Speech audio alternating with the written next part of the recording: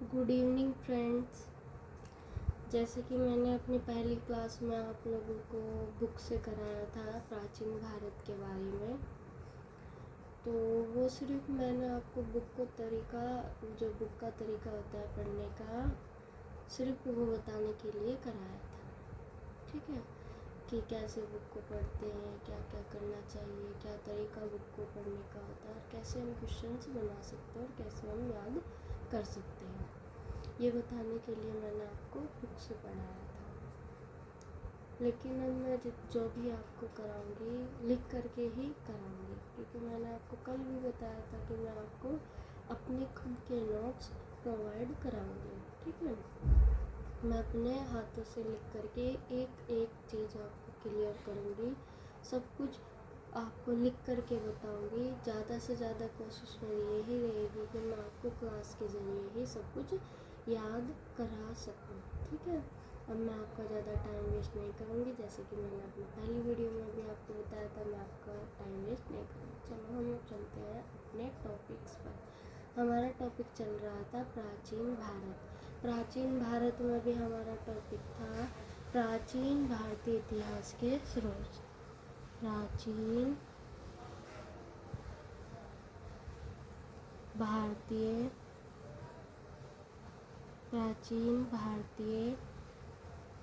इतिहास, प्राचीन भारतीय इतिहास के स्रोत।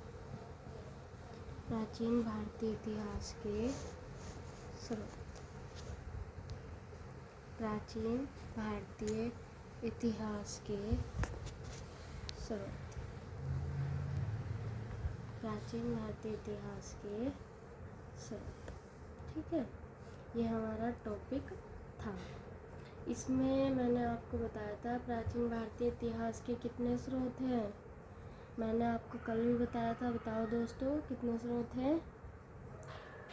3 स्रोत हैं, मुख्य रूप से 3 हैं, पर कुछ बुकों में 4 भी दिए गए हैं। ठीक है, अब ये 3 कौन कौन से हैं ये भी मैं आपको बता करके चलूँगी। ठीक है, लिखते चलना, अपनी नोटबुक और पेन अपने पास ही रखना। ठीक है, लिखते चलना है आपको साथ साथ। ठीक है, जो 3 प्राचीन भारतीय इतिहास के स्रोत हैं वो कौन कौन से हैं, वो ये है। नंबर 1 पे क्या आएगा। नंबर 1 था साहित्यक स्रोत। नंबर 1 पे क्या आएगा, साहित्यक स्रोत। ठीक है, और नंबर 2 पे क्या आएगा। नंबर 1 साहित्यक स्रोत, नंबर 2 पर आ जाएगा पुरातात्विक स्रोत। क्या आ जाएगा नंबर 2 पे, पुरातात्विक स्रोत। पुरातात्विक स्रोत। नंबर 2 पे क्या आ जाएगा, पुरातात्विक स्रोत। नंबर 3 पे क्या आ जाएगा, विदेशी विवरण। नंबर 3 विदेशी विवरण। अब आप में से कुछ लोगों का ये भी डाउट होगा कि ये अभी तो मैम बोल रही थी कि 3 है, अब ये 4 भी है, तो ये 4 कैसे हैं। 3 बता दिए हैं तो ये 4 कैसे हैं, तो वो भी मैं आपका साथ के साथ क्लियर करके चलूँगी। कंफ्यूज बिल्कुल नहीं होना है, साथ के साथ मैं आपको बताकर चलती हूँ। फिर भी अगर आपके कुछ समझ में नहीं आता तो आप मुझसे पूछ सकते हो। वो 4 कैसे होते हैं, देखो दोस्तों, आप देख रहे हैं साहित्यिक स्रोत। ठीक है, तो उसने कुछ लोगों ने मतलब साहित्यिक स्रोत को ही 2 पार्टों में बांट दिया, जिस कारण ये 4 होते हैं। ठीक है, कुछ बुकों में 4 तो कुछ में 3, पर मुख्य रूप से आपको 3 ही याद करने हैं, साहित्यिक स्रोत, पुरातात्विक स्रोत और विदेशी विवरण। तो मैं आपको बता करके चलती हूँ कि वो 2 पार्ट कौन कौन से हैं। वो 2 पार्ट दोस्तों ये हैं धर्म ग्रंथ, धर्म ग्रंथ क्या आ जाएगा? धर्म ग्रंथ। नंबर 2 ऐतिहासिक ग्रंथ, ऐतिहासिक ग्रंथ। ठीक है, ये आ जाएगा ऐतिहासिक ग्रंथ। इस प्रकार से ये 4 हुए हैं। ठीक है, इसमें भी मैं आपको साहित्यिक स्रोत यानी कि धार्मिक ग्रंथ, ऐतिहासिक ग्रंथ के बारे में पढ़ाऊंगी आज के टॉपिक में। ठीक है, चलो हम अपने टॉपिक की ओर चलते हैं। सबसे पहले मैं आपसे क्वेश्चन करना चाहूँगी, साहित्यिक स्रोत किस रूप में अध्ययन किया जाता है? मतलब जो ये साहित्यिक स्रोत होते हैं, इनका अध्ययन किस रूप में किया जाता है, ये मुझे आप बताएंगे ज़रा, बताइए। मेरा क्वेश्चन है, साहित्यिक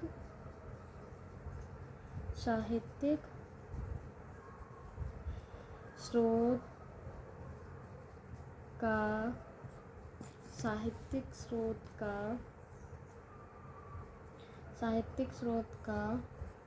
किस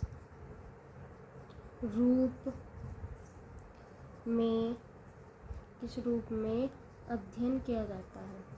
बताओ ज़रा, किस रूप में अध्ययन किया जाता है? तो हम धार्मिक साहित्य तथा धर्मेतर लौकिक साहित्य के रूप में इसका अध्ययन करते हैं। कैसे करते हैं? धार्मिक साहित्य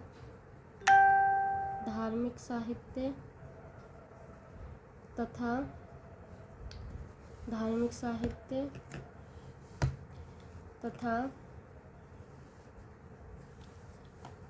धर्मेतर साहित्य, धार्मिक साहित्य तथा धर्मेतर साहित्य। ठीक है, धर्मेतर साहित्य या लौकिक साहित्य भी बोल देते हैं। जो धर्मेतर साहित्य है उसे लौकिक साहित्य भी बोल देते हैं। इस रूप में हम साहित्यिक स्रोत यानी कि धर्म ग्रंथ और ऐतिहासिक ग्रंथ का अध्ययन करते हैं। ठीक है, तो इनमें भी हम सबसे पहले जो पढ़ने वाले हैं वो पढ़ेंगे हम साहित्यिक स्रोत में धार्मिक साहित्य। साहित्यिक स्रोत में धार्मिक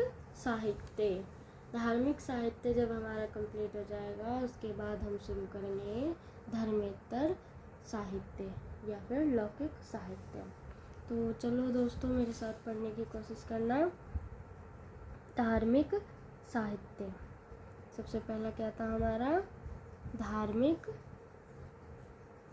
साहित्य। धार्मिक साहित्य के 2 भाग होते हैं। धार्मिक साहित्य के भी कितने भाग होते हैं? 2 भाग। वे 2 भाग कैसे होते हैं? वो 2 भाग ऐसे होते हैं, मैं आपको बताऊंगी 2 भाग कैसे होते हैं। धार्मिक साहित्य के भी 2 भाग होते हैं। एक होता है ब्राह्मण साहित्य,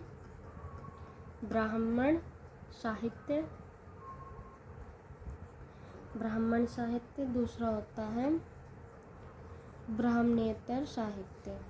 क्या होता है दोस्तों? ब्राह्मणेतर साहित्य। ब्राह्मण साहित्य में हम लोग क्या पढ़ते हैं? ब्राह्मण साहित्य में हम पढ़ते हैं वेद,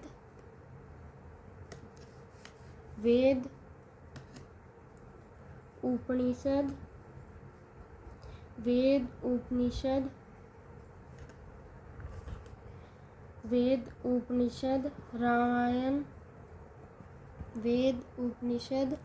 रामायण, महाभारत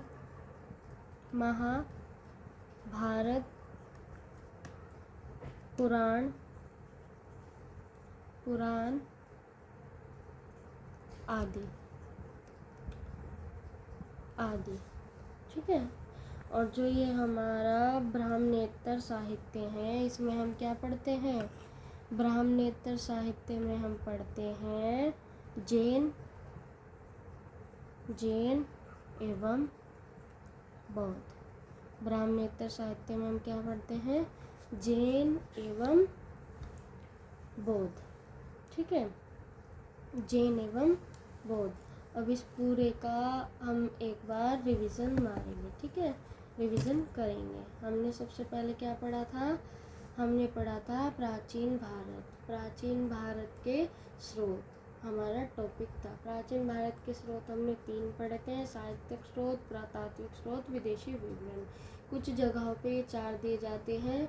साहित्यिक स्रोत को ही 2 भागों में बांट दिया जाता है, जो कि धर्म ग्रंथ और ऐतिहासिक ग्रंथ के रूप में दिखाई देता है, और 2 हमारे पुरातात्विक और विदेशी विवरण, जो कि 2 होते हैं। ठीक है, ऐसे ही 4 होते हैं।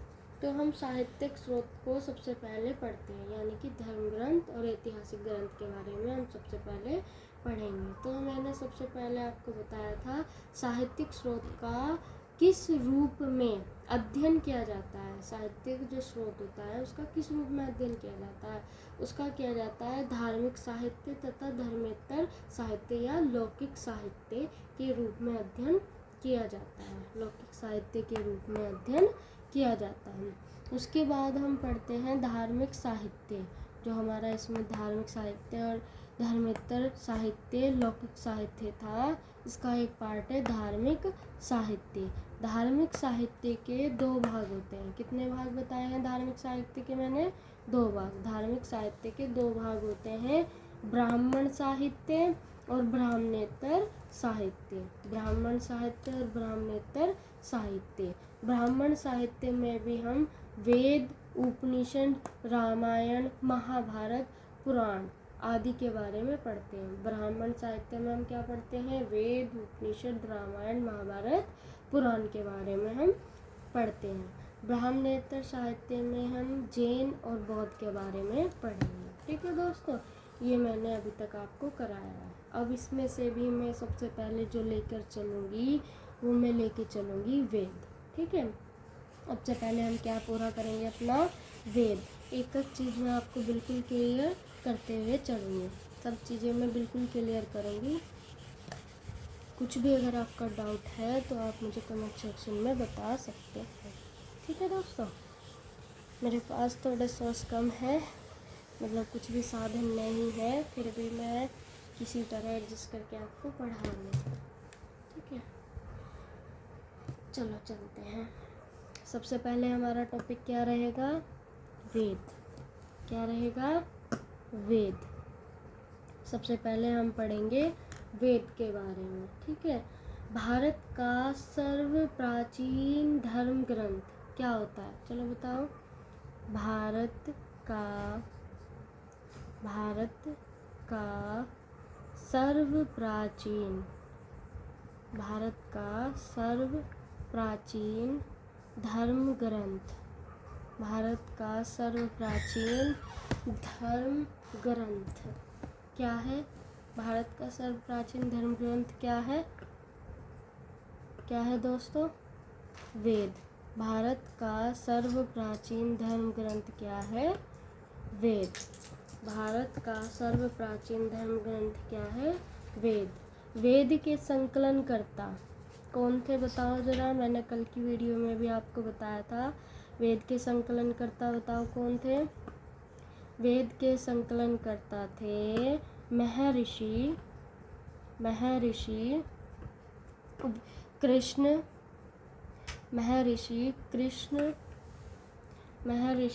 कृष्णदेवपायन वेदव्यास। महर्षि कृष्णदेवपायन वेदव्यास। महर्षि कृष्णदेवपायन वेदव्यास थे। ठीक है, वेद किसका उपदेश देता है? जो ये वेद होता है ये किसका उपदेश देता है? बताओ जरा मुझे। वेद किसका उपदेश देता है? वेद किसका उपदेश देता है? वेद किसका उपदेश देता है बताओ जरा। मैंने कल भी आपको बताया था, वेद जो होता है वो किसका उपदेश देता है। वेद किसका उपदेश देता है? वसुदेव कुटुम्बकम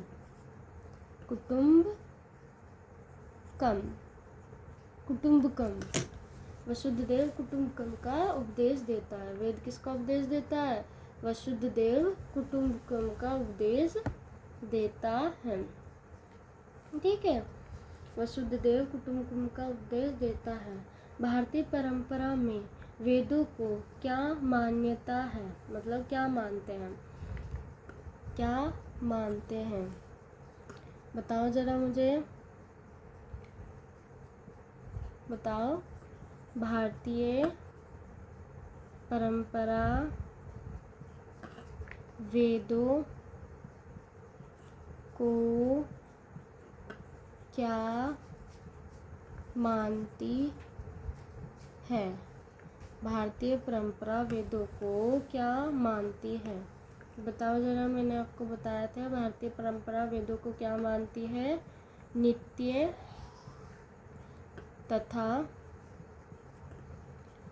अपौरुषेय, नित्य तथा अपौरुषेय मानती है। क्या मानती है भारतीय परंपरा वेदों को? नित्य तथा अपौरुषेय मानती है।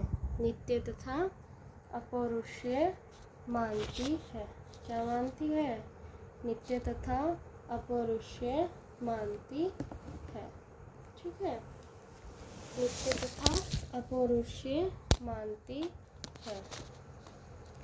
नित्य तथा अपौरुषेय मानती है। देखो दोस्तों, मेरे पास ज़्यादा सोर्स नहीं है, फिर भी मैं किसी न किसी तरह एडजस्ट करके आप लोगों तक ये वीडियो पहुँचा रही हूँ। ठीक है, चलो अब हम आगे चलते हैं। नित्य तथा अपौरुषेय मानती है। अब मैं आगे आपको बताऊंगी वेद किसका उपदेश देता है, बताना जरा। मैंने अभी बताया था आपको, वसुदेव कुटुम्बकम का। ठीक है, वसुदेव कुटुम्बकम का। वेदों के माध्यम से ही, वेदों के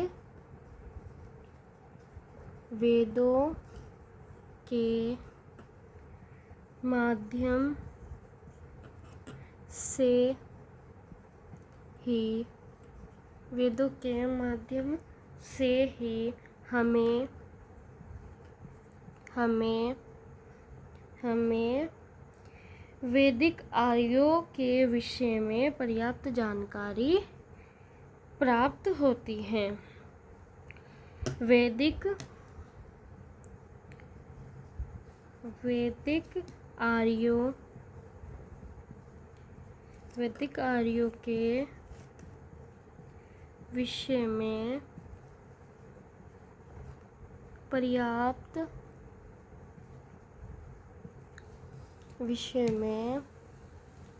पर्याप्त जानकारी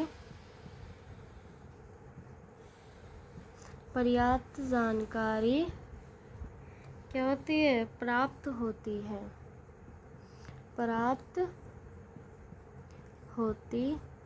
है। जानकारी प्राप्त होती है। ठीक है, मैंने आपको वेद बताए थे, बताओ ज़रा कुल वेद कितने होते हैं? कुल वेद होते हैं 4।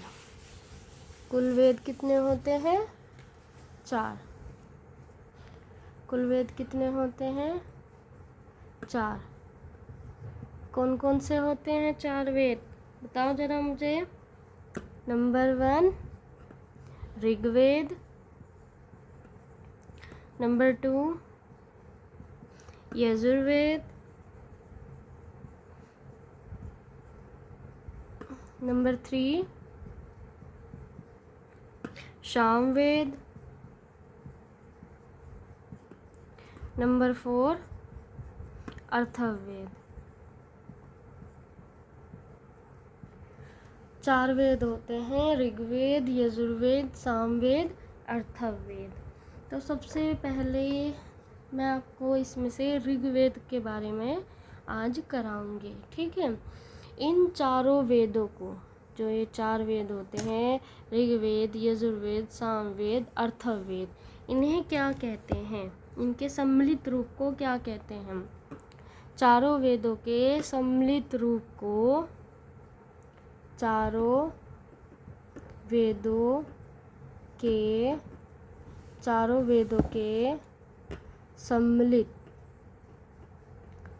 सम्मिलित रूप को क्या कहते हैं? संहिता। क्या कहते हैं? संहिता। चारों वेदों के सम्मिलित रूप को संहिता कहते हैं, ठीक है। अब इससे आगे हम चलते हैं ऋग्वेद पर। कौन सा वेद? ऋग्वेद। मैं आपको कराने जा रही हूँ सबसे पहले ऋग्वेद के बारे में, ठीक है दोस्तों। हमारा सबसे पहला पॉइंट था ऋग्वेद। ऋग्वेद का टाइम पीरियड कितना है बताओ जरा, जिसको पता है। 1500 ईसा पूर्व से 1000 ईसा पूर्व के बीच माना जाता है। ऋग्वेद का टाइम पीरियड 1500 ईसा पूर्व से 1000 ईसा पूर्व के बीच माना जाता है, ठीक है। इसका शाब्दिक अर्थ क्या होता है? मंत्रों, ऋचाओं का संग्रह करना होता है। इसका शाब्दिक अर्थ क्या होता है दोस्तों? मंत्रों, ऋचाओं का संग्रह करना होता है। या आप लोग ये भी बोल सकते हो कि ऋचाओं के क्रमबद्ध ज्ञान के संग्रह को, ये भी बोल सकते हो आप लोग, ऋचाओं के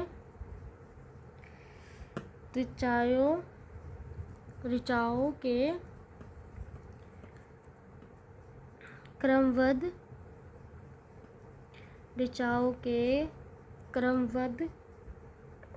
ज्ञान के संग्रह को, क्रमबद्ध ज्ञान के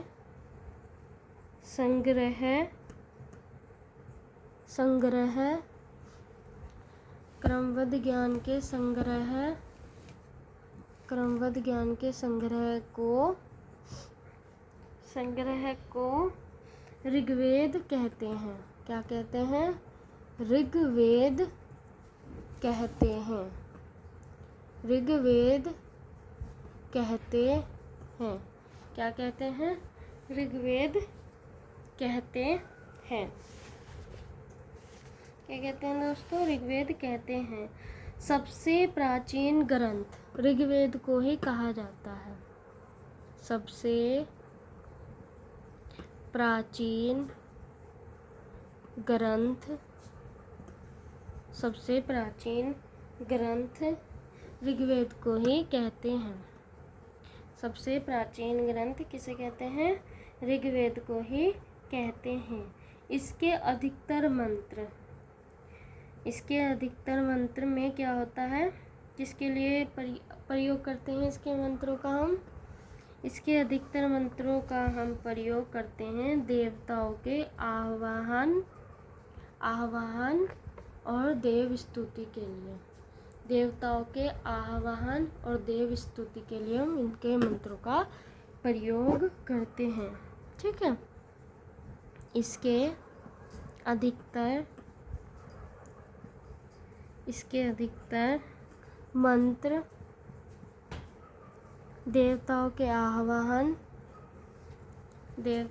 आह्वान मतलब देव आह्वान, देव स्तुति के लिए करते हैं, ठीक है।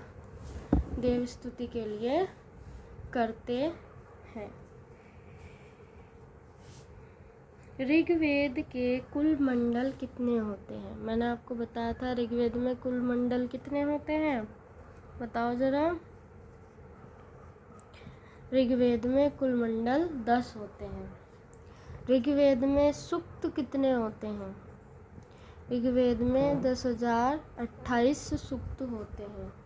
ऋग्वेद में कितने सूक्त होते हैं? 10,028 सूक्त होते हैं।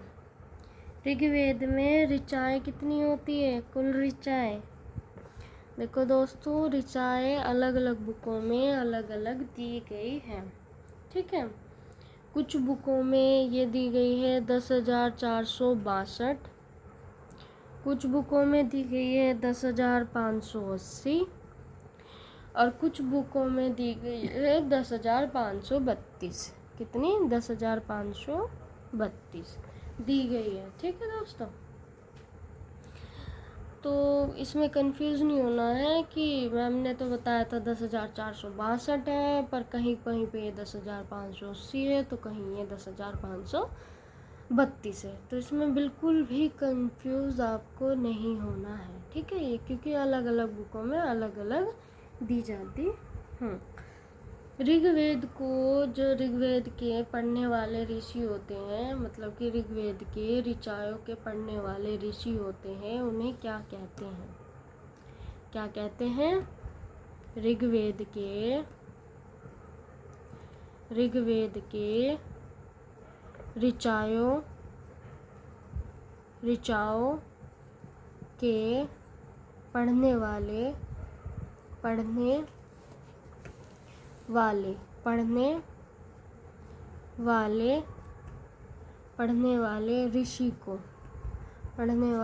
ऋषि को क्या कहते हैं? ऋषि को क्या कहते हैं? होर्त कहते हैं। क्या कहते हैं? होर्त कहते हैं। पढ़ने वाले ऋषि को होर्त कहते हैं। ऋग्वेद के तीसरे मंडल में क्या है? बताओ मुझे ज़रा। मैंने कल भी आपको बताया था, ऋग्वेद का जो तीसरा मंडल है उसमें क्या है? बताओ मुझे जल्दी जल्दी। ऋग्वेद के तीसरे मंडल में है, काफ़ी इम्पोर्टेंट है, ये आपको याद करना ही होगा। तीसरे मंडल में है सूर्य देवता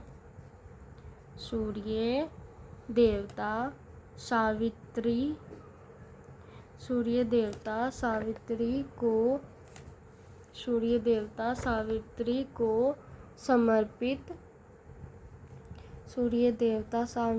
को समर्पित प्रसिद्ध गायत्री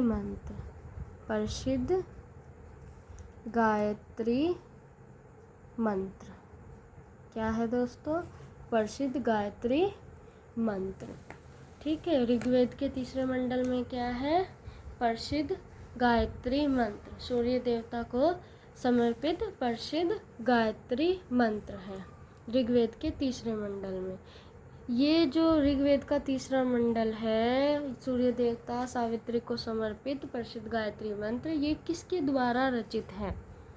किसके द्वारा रचित है? बताओ जरा मुझे, किसके द्वारा रचित है? मैंने आपको कल बताया था ये किसके द्वारा रचित है। ये रचित है बेटा जी विश्वामित्र द्वारा। किसके द्वारा? विश्वामित्र द्वारा। किसके द्वारा? विश्वामित्र द्वारा रचित है, ठीक है। किसके द्वारा रचित है? ये विश्वामित्र द्वारा रचित है, ठीक है। विश्वामित्र द्वारा रचित है। 2 से 7 तक के मंडल जो होते हैं ऋग्वेद के, वो सबसे प्राचीन मंडल माने जाते हैं। कौन कौन से? 2 से 7 तक के मंडल ऋग्वेद के सबसे प्राचीन माने जाते हैं। 2 से 7 तक के मंडल ऋग्वेद के सबसे प्राचीन माने जाते हैं, ठीक है। लिखना ये मैं बताती हूँ आपको। 2 से 7 तक के मंडल को सबसे प्राचीन माना जाता है। सबसे प्राचीन माना जाता है। 2 से 7 तक के मंडल को, ऋग्वेद के 2 से 7 तक के मंडल को सबसे प्राचीन माना जाता है। और जो पहला और 10वां मंडल है वो सबसे अंत में जोड़े गए थे। ठीक है, ऋग्वेद का पहला और 10वां मंडल, 10वां मंडल है जो उसे कब जोड़ा गया था? सबसे अंत में जोड़ा गया था, सबसे अंत में जोड़ा गया था, सबसे अंत में जोड़ा गया था। ठीक है, और जो ये ऋग्वेद है इसे यूनेस्को द्वारा इसे विश्व मानव धरोहर के साहित्य के रूप में शामिल किया गया है। किस रूप में शामिल किया गया है इसमें? इसे यूनेस्को द्वारा विश्व मानव धरोहर के साहित्य के रूप में शामिल किया गया है। लिखो जरा मेरे साथ, कैसे लिखोगे आप? यूनेस्को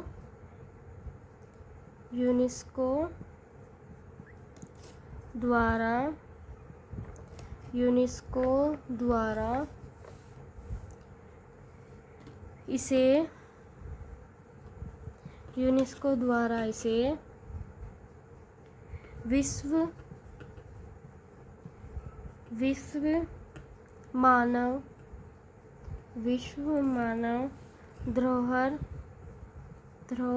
इसे विश्व मानव धरोहर के साहित्य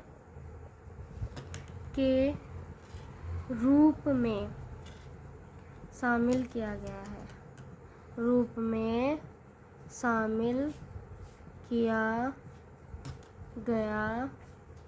है, शामिल किया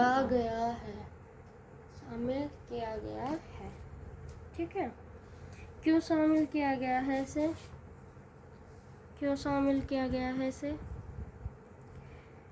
ऋग्वेद की प्रासंगिकता को देखते हुए इसे यूनेस्को द्वारा विश्व मानव धरोहर के साहित्य के रूप में शामिल किया गया है। क्यों? ऋग्वेद की क्या देखते हुए? ऋग्वेद की प्रासंगिकता को देखते हुए इसे विश्व धरोहर के साहित्य के रूप में शामिल किया गया है। ठीक है दोस्तों, देखते हुए विश्व धरोहर के रूप में शामिल किया गया है। ठीक है, इसका जो 4वां मंडल है उसमें क्या है बताओ जरा मुझे।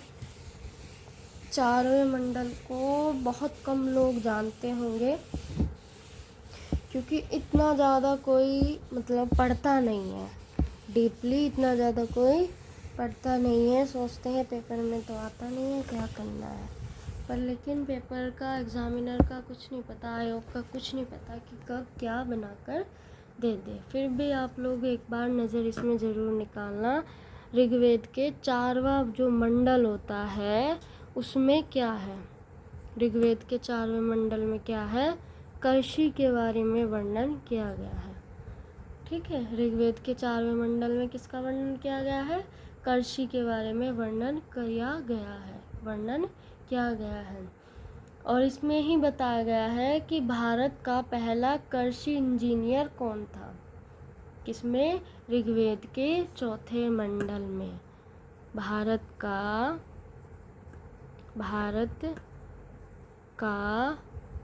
पहला कृषि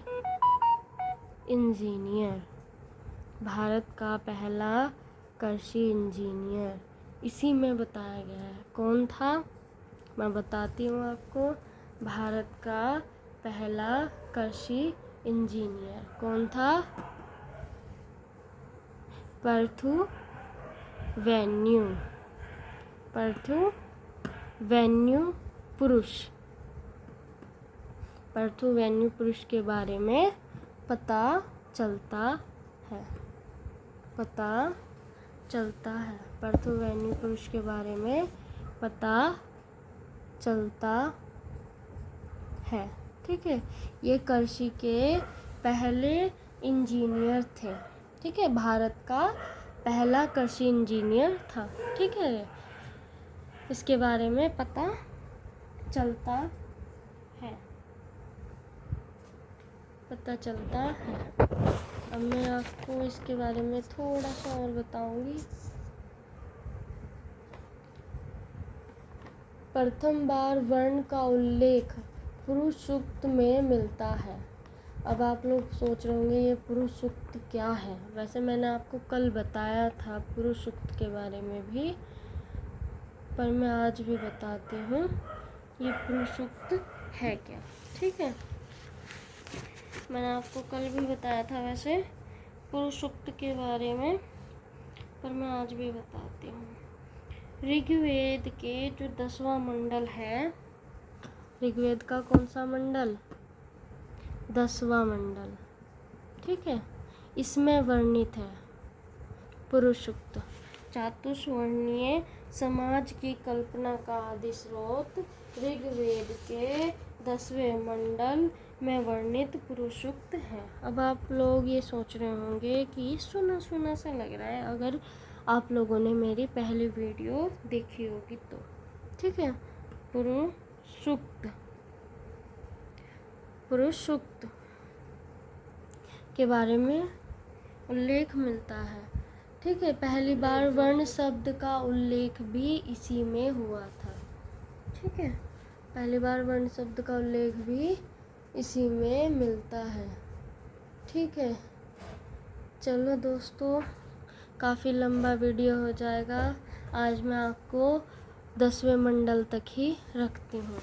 मैं ज़्यादा से ज़्यादा आपको डीपली कराने की कोशिश कर रही हूँ, इसलिए मैं जो ये होती है ना वीडियो लंबा पड़ता जा रहा है। ठीक है, इसलिए मैं एक ही वीडियो में नहीं करा सकती। मैं इसके 2 पार्ट और लेकर के आऊँगी और इसे पूरा कंप्लीट कर दूँगी।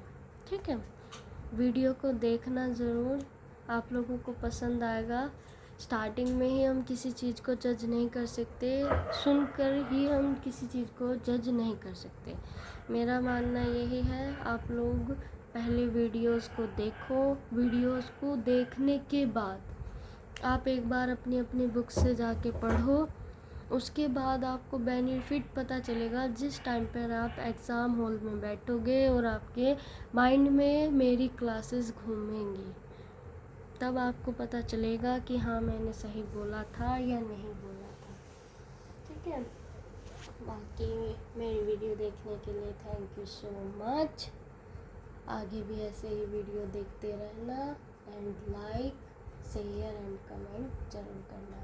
Thank you, bye bye.